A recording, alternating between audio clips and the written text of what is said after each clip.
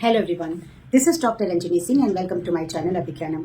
आज के इस वीडियो में हम बात करेंगे कंटेम्प्रेरी इंडियन एजुकेशन पेपर में यूनिट 1 में, जिसमें diversity, inequality and marginalisation topic को संलग्नित किया गया है। तो अपने लास्ट के वीडियो में मैंने डाइवर्सिटी के मीनिंग, टाइप्स और इंपॉर्टेंस की चर्चा की है। आज के इस वीडियो में हम बात करेंगे इनइक्वालिटी इन इंडियन सोसाइटी के कंटेक्स्ट में। तो जब बात करते हैं हम इनइक्वालिटी की, जिसको हिंदी में हम असमानता कहते हैं, तो हम जानते हैं कि हमारा देश क्या है। हमारे देश में विविधता है, जाति के आधार पे, धर्म के आधार पे, लिंग के आधार पे, भाषा के आधार पे, संस्कृति के आधार पे। तो जब समाज की संरचना ही इतनी हेट्रोजीनियस है, तो स्वाभाविक है कि असमानता का स्वरूप समाज में दिखता है। और ये जो असमानता है वो हमारे समाज में ऐतिहासिक परिप्रेक्ष्य से ही ये गहरा रूप से दिखाई देता है। तो आखिर क्या है इनइक्वालिटी? तो अगर हम इसे डिफाइन करें तो सामान्य भाषा में हम कह सकते हैं कि जब अपॉर्चुनिटी, रिसोर्सेज और रिस्पेक्ट समाज में लोगों को इक्वली नहीं मिलता है, यानी कि समाज में रहने वाले व्यक्तियों को जब सोशली यानी सामाजिक रूप से, इकोनॉमिकल यानी आर्थिक रूप से, एजुकेशनल शैक्षिक रूप से, कल्चरल सांस्कृतिक रूप से और रीजनल यानी कि क्षेत्रीय रूप से समान अवसर नहीं प्राप्त होता है। साथ ही साथ रिसोर्सेज यानी कि people do not have equal access to land, water, money, health, education, technology, energy, food, house, और साथ ही साथ उन्हें रिस्पेक्ट यानी कि समाज में इक्वली रिस्पेक्ट नहीं मिलता। कुछ लोग को ज्यादा ऑनर है, कुछ को कम है, कुछ को बिल्कुल ही नहीं है। तो ऐसा समाज क्या कहलाता है? असमान समाज। इनइक्वालिटी के संदर्भ में यूनाइटेड नेशन ऑफ ऑर्गेनाइजेशन ने भी कहा है कि जो इनइक्वालिटी है वो एक ग्लोबल क्राइसिस है, क्योंकि अगर कास्ट के आधार पे, इनकम के आधार पे, एजुकेशन, अपॉर्चुनिटी के आधार पे अगर लोगों में किसी भी प्रकार का भेदभाव किया जा रहा है तो इसका मतलब है कि सोशल प्रोग्रेस जो है वो रुक जाएगा। इसीलिए यूएनओ ने भी सस्टेनेबल डेवलपमेंट गोल में विद इन कंट्रीज और कंट्रीज के बाहर भी इनइक्वालिटी को कम करने के लिए कई प्रोविजंस निकाले हैं।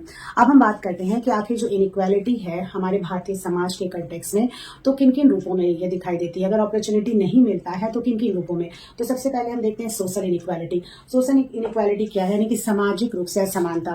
तो समाज में अभी भी हमारा जो समाज है वो क्या है?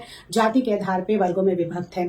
हमारे समाज में अमीरी और गरीबी देखी जाती है। एलिट्स ग्रुप है, अपर मिडिल क्लास है, लोअर मिडिल क्लास है, बहुत पुअर से पुअर लोग रहते हैं। समाज में कई वर्ग ऐसे हैं जिनके पास अपने घर हैं, अब वो अपार्टमेंट्स में रहते हैं, अफोर्ड करते हैं बड़े बड़े विलास में रहना। लेकिन कई ऐसे वर्ग भी हैं जिनका अपना घर नहीं है, वो झुग्गी झोपड़ी में रह रहे हैं, उनको रिसोर्सेज नहीं मिल रहा है, हेल्थ की सुविधा का अभाव है, शिक्षा नहीं मिल रहा है, वो उनकी रहन सहन जो है वो बिल्कुल ही सामान्य स्थिति से भी नीचे आ जाती है। तो ऐसी स्थिति में देखा जाता है तो सोशल स्टेटस में काफी गैप हो जाता है। तो सामाजिक रूप से देखें तो अभी भी हमारे समाज में क्या है, लोगों के रहन सहन, जीवन यापन में काफी गहरी असमानता देखने को मिलती है।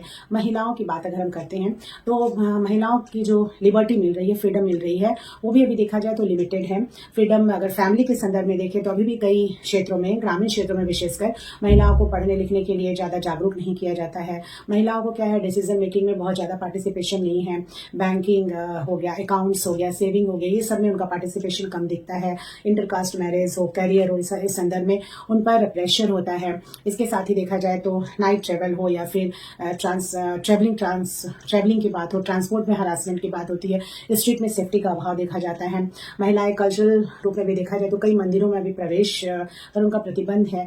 तो वर्तमान समय में भले ही विमेन एम्पावरमेंट की बात की जा रही है, कई स्कीम्स की हैं, लेकिन कई क्षेत्र अभी भी हैं, दुर्गम क्षेत्र हैं, आदिवासी क्षेत्र हैं, कई जिले ऐसे भी हैं भारत के जहां महिलाएं जो है वो सामाजिक विकास की धारा से अभी बहुत पीछे हैं। दूसरा जो पॉइंट है इकोनॉमिकल, यानी कि आर्थिक रूप से भी क्या है, समाज में असमानता दिखती है। समाज में क्या है, अपर क्लास, लोअर क्लास, इस तरह से समाज विभक्त है।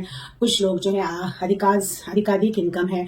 समाज में जो शहर में जो लोग रहते हैं उनको अधिक सैलरी मिलता है। ग्रामीण क्षेत्र में अभी मजदूर वर्ग जो है वो डेली वेजेस पे काम करते हैं। शहर में जो बच्चे हैं वो बड़े से बड़े स्कूल में पढ़ते हैं। ग्रामीण क्षेत्र में जो बच्चे हैं वो अभी भी सरकारी स्कूल में जाते हैं, उनको इंफ्रास्ट्रक्चर वैसा नहीं मिलता है। शहर में आईटीज हैं, बड़े बड़े कोचिंग्स होते हैं, हॉस्पिटल्स होते हैं। दूसरी तरफ देखा जाए तो अभी भी ग्रामीण क्षेत्रों में इन सारे इंफ्रास्ट्रक्चर का अभाव होता है। तो आर्थिक रूप से इनकम भी कम है लोगों में, जिसके कारण वो फैसिलिटीज का जो है वो उपयोग नहीं कर पाते हैं। तीसरा पॉइंट है एजुकेशनल। शैक्षणिक रूप से भी देखा जाए तो समाज में असमानता दिखती है।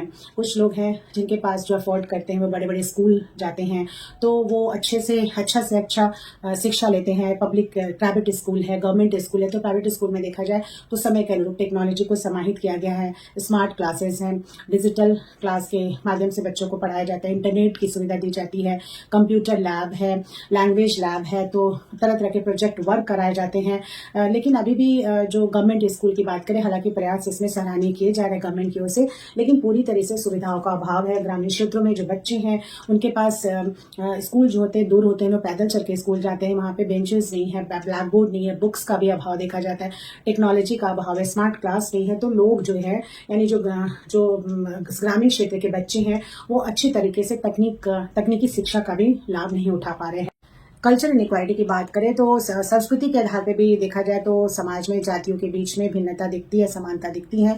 कुछ कल्चर को ज़्यादा सम्मान की स्थिति से देखा जाता है, किसी के कल्चर को कम सम्मान के रूप में देखा जाता है, किसी के कल्चर को अडॉप्ट किया जाता है।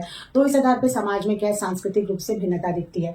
रीजनल इनइक्वालिटी की बात करें तो अभी भी हमारे सोसाइटी में जो बड़े स्टेट है जहाँ पे इंडस्ट्री पहले से स्टैब्लिश है, तो वहाँ इंफ्रास्ट्रक्चर मजबूत है, बड़े बड़े स्कूल्स है, हॉस्पिटल्स हैं। इसके साथ ही वहाँ पे देखा जाए तो लाइफ स्टाइल बहुत अच्छा है, हमेशा इलेक्ट्रिसिटी रहती है, लोगों को सुविधाओं से वंचित नहीं रहना पड़ता है। लेकिन जहाँ भी ऐसे राज्य जहाँ पे इंफ्रास्ट्रक्चर कम है, जैसे बिहार है, झारखंड है, उड़ीसा जैसे राज्य में अभी भी डेवलपमेंट होना बाकी है। तो इस प्रकार वहाँ के लोगों के रहन सहन में भी क्या होता है, उन बड़े राज्यों के रहन सहन की अपेक्षा जो स्टैंडर्ड लिविंग है वो कम देखी जाती है।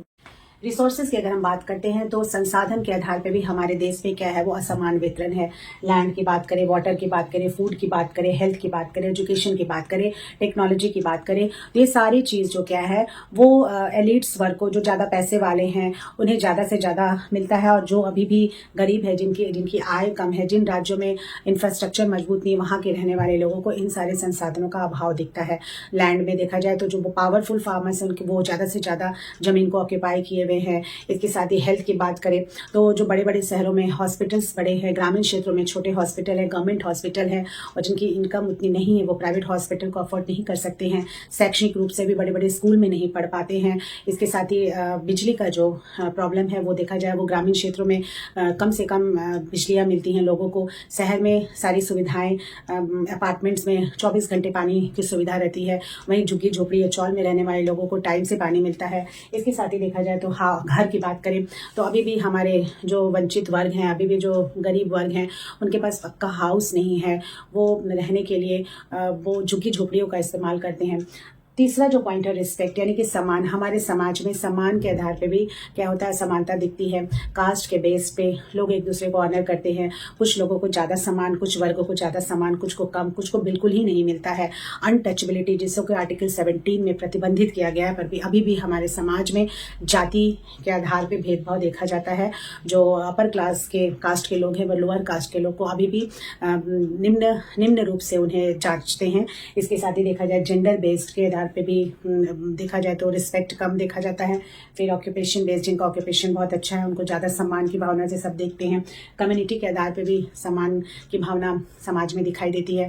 तो ये जो इनइक्वालिटी है वो हमारे समाज में क्या है, एक रियलिटी के रूप में अभी भी व्याप्त है, एग्जिस्टेंस है। हालांकि इसकी इंटेंसिटी कम हो गई है क्योंकि हमारे कॉन्स्टिट्यूशन में फिर गवर्नमेंट ने कई स्कीम्स लाए हैं, कई प्रोग्राम चालू है। इसके साथ ही NGO इसके माध्यम से विमेन एम्पावरमेंट की बात की जा रही है। बहुत सारे प्रोग्राम्स हैं जो कि समाज के वंचित वर्गों को अपलिफ्ट कर रहे हैं। लेकिन अभी भी ये जो इनइक्वालिटी हमारे समाज में दिखाई दे रही है, पर इसमें अगर हमको सुधार करना है तो सबसे महत्वपूर्ण बात होती है कि जो भी कानून बनाए गए हैं वो स्ट्रिक्टली, यानी कि बहुत ही कड़े रूप से उसका पालन करवाया जाए। साथ ही साथ सबसे बड़ा जो इम्पोर्टेंट चीज़ है अपनी सोच, हमारी सोच में बदलाव होना चाहिए। हमें ये सोचना चाहिए कि ईश्वर की सर्वोत्तम कृति मनुष्य है, तो उन्हें कास्ट के आधार पे, जेंडर के आधार पे, उन्हें कल्चर के आधार पे या फिर इनकम के आधार पे उनमें किसी प्रकार का भेदभाव से उन्हें नहीं देखना चाहिए।